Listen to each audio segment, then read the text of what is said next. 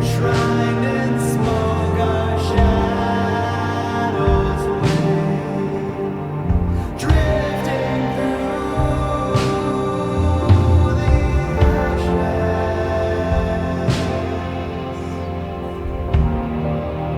Then soul set free amidst the grave, lifted through the ashes.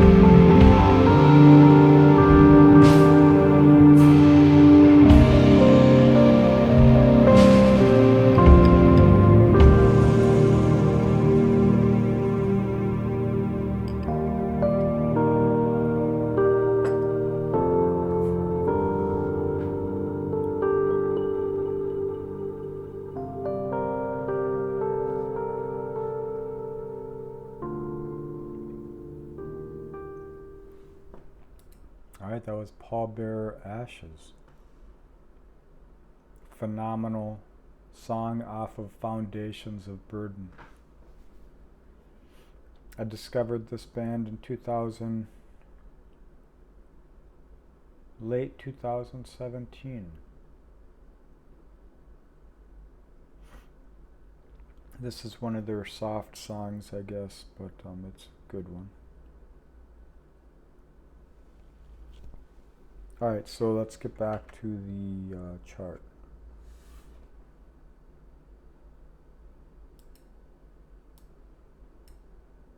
Come on, where's the edge? I feel like an elderly man with this.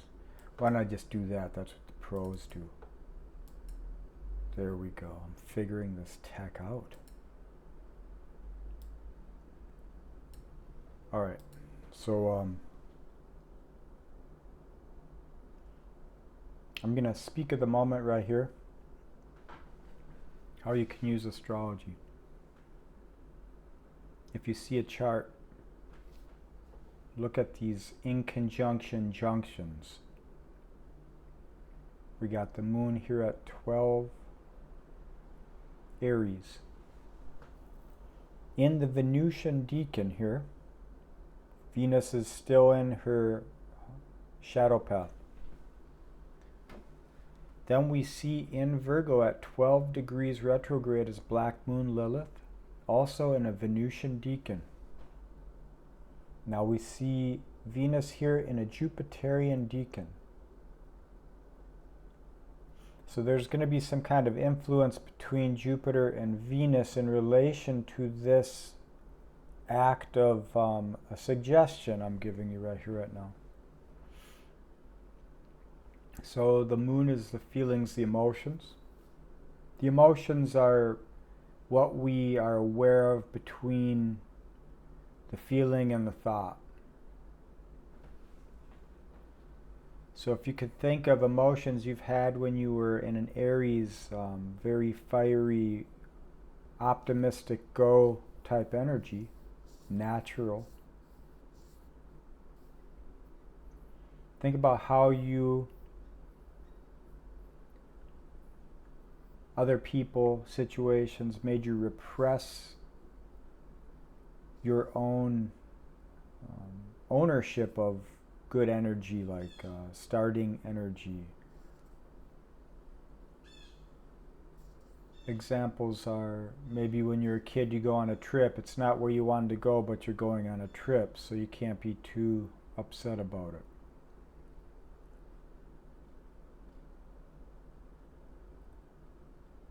But with Black Moon Lilith here, it's where you did that to yourself because you were conditioned in a way. So you always gave yourself second best, and that encouraged other people to treat you badly or not respect you.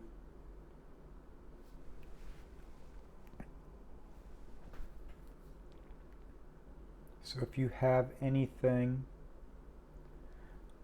in 12 to, well, actually we'll go with a 9 to 15 degrees of Scorpio, then kind of feel into the repression.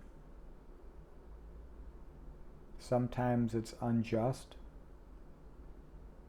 That's when it feels like our nature nurtured that into existence. Somehow people felt this fire and they wanted to put it out or do something. They couldn't help themselves. They were possessed. So those experiences, they recondition us to do that to ourselves because we don't want it to happen again from the world. Well, it happens with people too, and it's simple things. It doesn't have to be the ultimate sin. But these are energies, so feel into what that is, how it felt, where it might have started, what comes to your mind in relation to that. And then look at what it did to you, the negatives, and then look at the positives, like how it made you aware of what that is to feeling it. So now you know you're not going to make that mistake and you won't do it to another person. And then you can say, well, what else can I turn this into? I went through all this experience.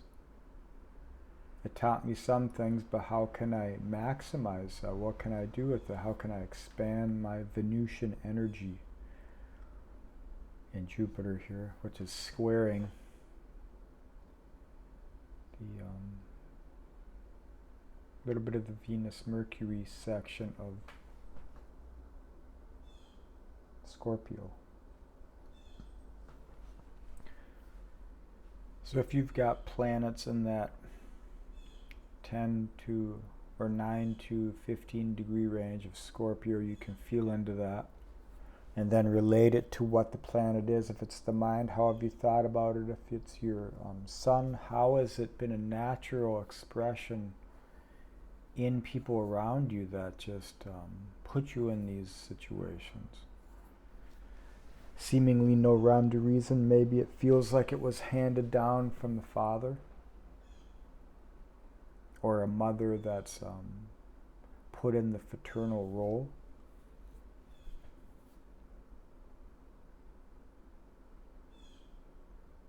The world squares up with those things and it takes hold and it forms bureaucracy and systems and stuff around those kind of dynamics.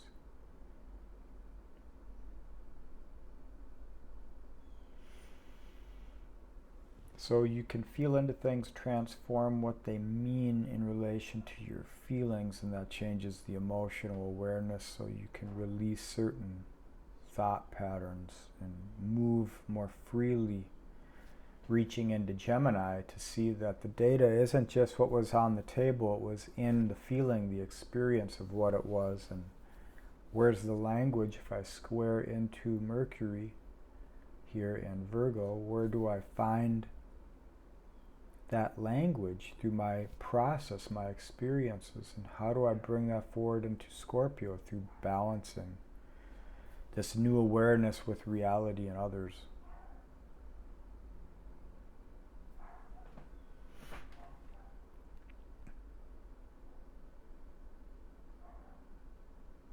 And you see the worlds transforming here with Capricorn hosting Pluto on the north node of the U.S. U.S. is another representation of pragmatism, procession of energy goes from east to west. It's a strange thing. So we're in that peak crumbling energy. So moving to go east, you got to go west. So you got to bring the best of what we got through this experiment, this republic, this democracy, this culture. What's the best of that? How do we bring our best forward with that imprint? Not carrying the programs, but carrying the quality of the results. How do you bring that forward in life? You got to find a new language, new medium in life from which to use that spirit, I think. That's what I feel. But you don't know what it is in the world, so you got to figure out what it is within yourself first while you're doing that. And I feel when you find it within yourself, or you fall into that, then you find the resonance in the world.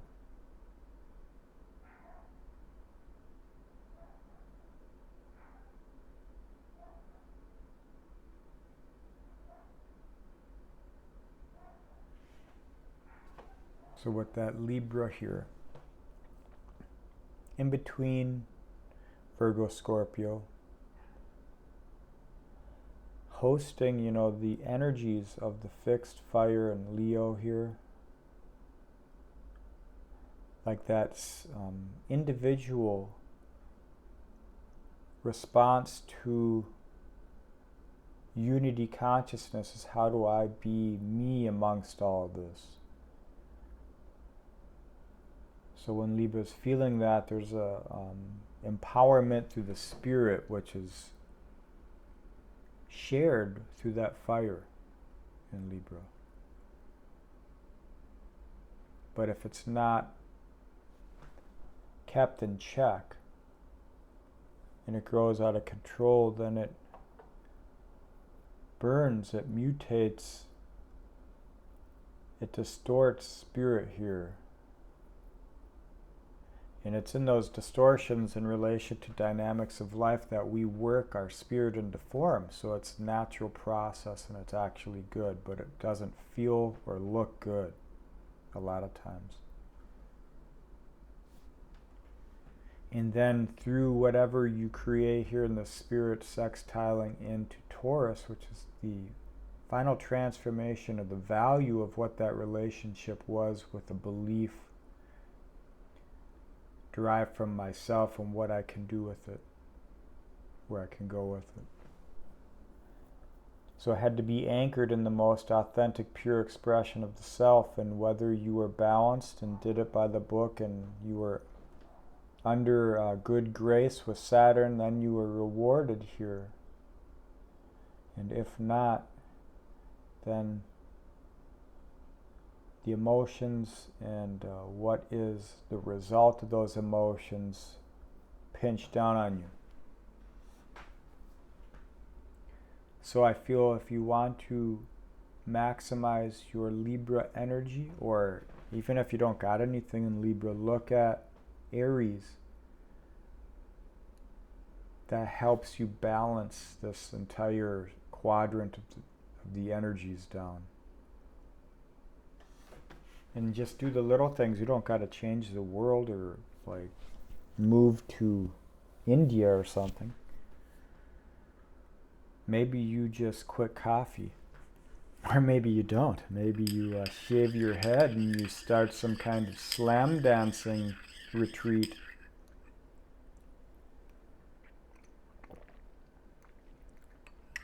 That could be good. You need some kind of crazy insurance though. So it's not going to be for this world. Maybe the next one. All right, so you can use astrology like this. It gives you a language.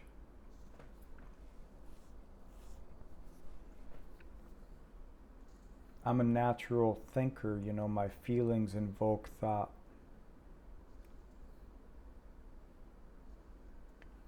So to have a language, this medium here, that's where you can start to develop your art. And what the art actually is, it's not a changing of the facts, it's a usage of belief through your perspectives. And the language grows as your awareness shows. That's how you read the symbology within yourself, within others, within the world.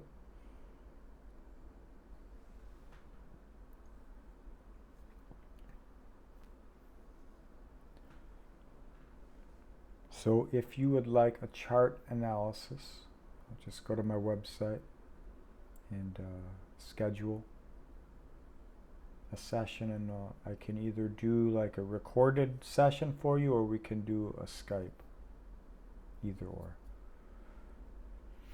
Then I also offer, just if you have a general question or want to collaborate on something or have a second opinion, essentially, an objective opinion, perspective, a living oracle, then I got, that's basically donation based. I mean, it all is, so just whatever you want to pay if you feel it's worth the time. And then I have one more service, which is more of a mentorship type of thing. I teach you what I know, how I know it. I just kind of show you how I think, and I think if you resonate with dynamic life, then it gives you an idea on how to be more autodidactic, at least with languages, symbology. I feel like the way I view astrology is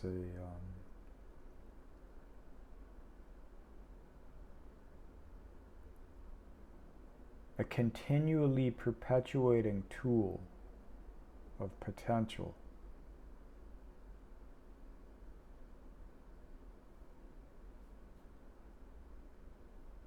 But you don't need to learn everything related to it. You just need to figure out the art that fits you for your analysis. If you are a psychologist, then you look at it through that lens and you find the links. That's how I got into it, was studying Jung.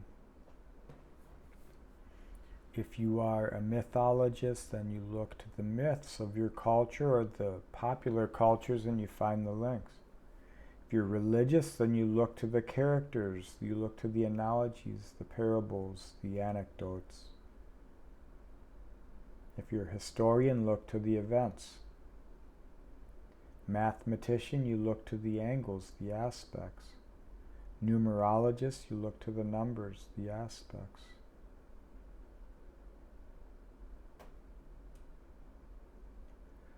I feel like when you get into some systems, they just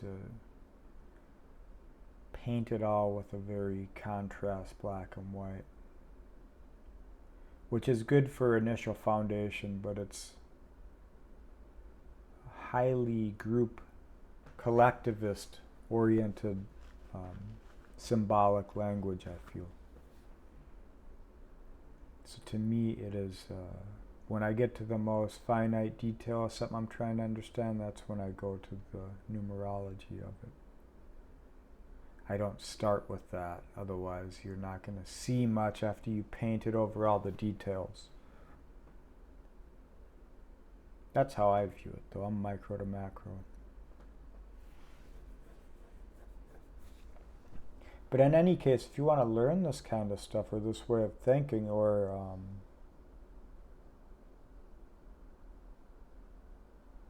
have ideas that you're working on, you want second opinion, then let me know. Alright, well, thanks for watching, listening, and being.